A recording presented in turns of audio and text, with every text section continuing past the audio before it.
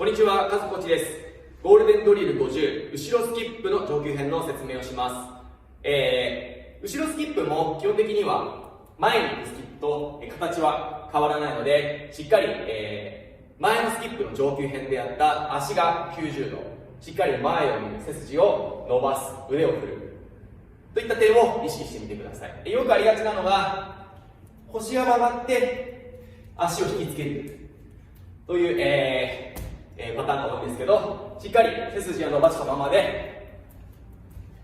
まっすぐ前を見ながら姿勢よく下がれるように